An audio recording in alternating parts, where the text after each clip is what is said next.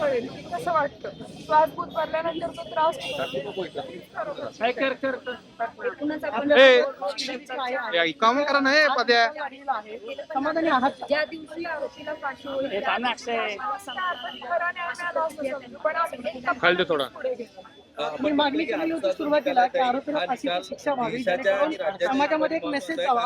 आजच्या निर्णयानं समाजामध्ये मेसेज गेला असं वाटतं. कृत्य करण्याचं धाडस होणार. नाही व्हायला पाहिजे.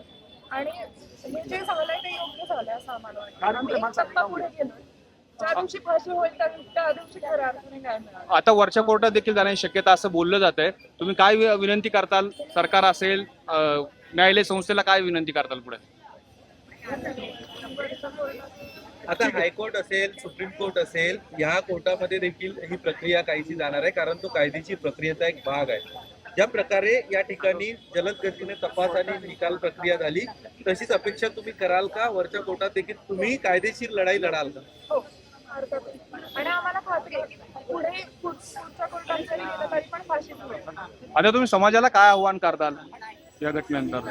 आव्हान असं करेल की आपल्या आजूबाजूला पण अशा बऱ्याच घटना घडत असतात, तर सगळ्यांनी पुढे येऊन सपोर्ट करा.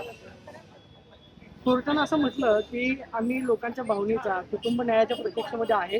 कोर्ट भावनेचा पण विचार करतो. आज कोर्टानं लोकांची भावना किंवा जे पुरावे गोळा करण्यात आले त्या आधारावरती निकाल दिला आणि फाशीची शिक्षा सुनावलेली आहे. कोर्ट असं म्हटलं की ही दुर्मिळातली दुर्मिळ अशी घटना आहे, म्हणजे माणुसकीला सुद्धा लाज वाटेल अशा पद्धतीने कोर्टानं केलेला आहे आणि तो मोठ्या शिक्षेसाठी पात्र आहे म्हणून फाशीची शिक्षा सुनावली. एक कुटुंबीय म्हणून तुम्ही कोर्टाकडून जो निर्णय आलेला आहे त्या निर्णयाबद्दल काय सांगाल आणि समाजाला नक्की काय आवाहन कराल की अशा घटना पुन्हा समाजामध्ये घडणार नाहीत, त्यासाठी प्रत्येकानं जबाबदारीनं वागलं पाहिजे?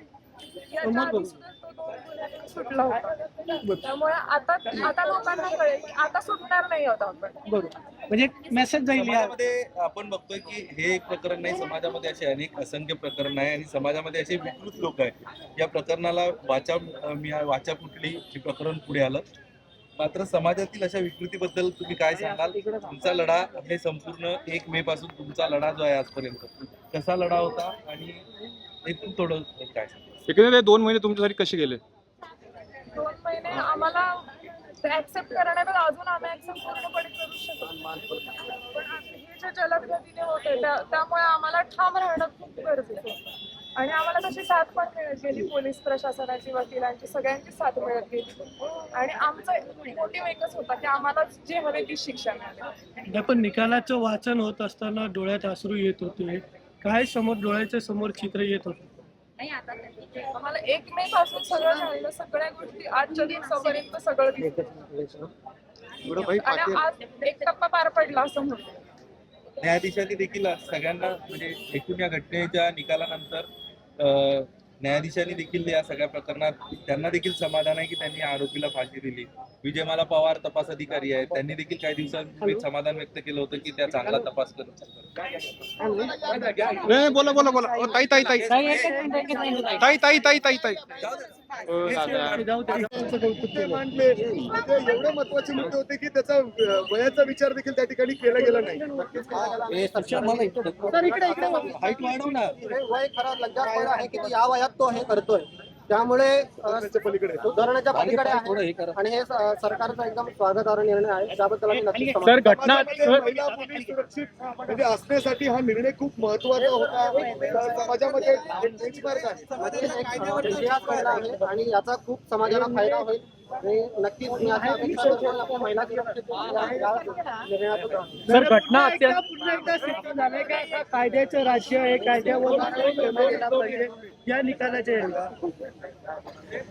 कायद्याचं राज्य आहे, कायद्यावर विश्वास ठेवला गेला पाहिजे या कायद्यावर विश्वास ठेवला तर आपल्याला जसा आज निकाल लागला तसा नक्कीच लागू शकतो. त्यामुळे सगळ्यांनी कायद्यावर विश्वास ठेवा आणि यातून एक मेसेज जातोय की आपला कायदा अशा गुन्हेगारांना फाशीवर लटकवल्याशिवाय सोडणार. सर, घटना अत्यंत दुर्दैवी होती. आजची केस जी आहे ती जजमेंट केस खरं तर म्हणावी लागेल. संपूर्ण देशात जर इथून पुढे अशा दुर्दैवी घटना केल्या गेल्या तर निश्चितपणे याच केसचा अधोरेखित होतील. निश्चित एक समाधान आणि न्यायव्यवस्थेवरचं समाधान वाढतंय का?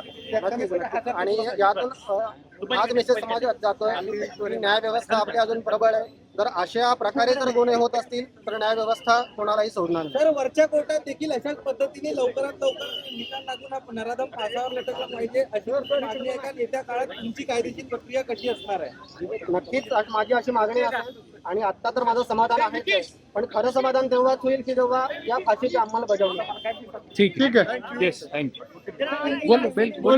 बोलले.